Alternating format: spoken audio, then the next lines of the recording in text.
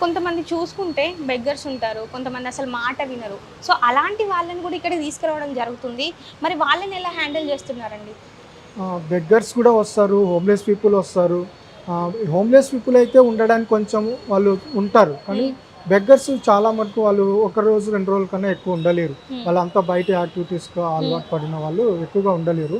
Homeless వాళ్ళు చాలామంది అయితే మటుకు వాళ్ళు 6 మంత్స్ అయినా, 2 మంత్స్ అయినా వాళ్ళు ఉండి, వాళ్ళ పనులు వాళ్ళు చేసుకొని, వాళ్ళు మళ్ళీ రోడ్డు మీద ఎళ్ళకుండా హ్మ్. వాళ్ళ కాళ్ళ మీద నిలబడే విధంగా ఏదైనా జాబ్‌లో పెట్టియడమో, హ్మ్. లేదంటే ఫ్యామిలీ లింక్ అవ్వుంటే ఫ్యామిలీకి వాళ్ళకి పంపియడమో ఓకే. ఫ్యామిలీస్ ఫర్దర్‌గా కూడా పంపిస్తూ ఉంటారైతే. పంపిస్తున్నాను. ఓకే. అలా వాళ్ళు ఉంటారండి. ఎందుకంటే మా దగ్గర కౌన్సిలర్ ఉంటారు, డాక్టర్ ఉంటారు, ఫిజియోథెరపీ వస్తుంటాడు. Weekly okay. 3 డేస్ వీళ్ళు వస్తుంటారు. ట్రీట్‌మెంట్స్ మా కూడా చేస్తుంటారైతే. ట్రీట్మెంట్ ఇక్కడ ఓకే. 2 షెల్టర్ ఉంటుంది. ఒకటేమో ఇది జనరల్ హ్మ్. సెంటర్, అవతలేమో మెన్ రికవరీ షెల్టర్. అది ఓకే. పేషెంట్లు ఓకే. ఉంటారండి.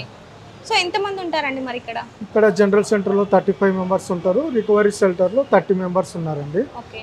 కెపాసిటీ తగ్గట్టుగానే మనం ఫుల్‌ఫిల్‌గా ఉంటుంది ఇప్పుడు.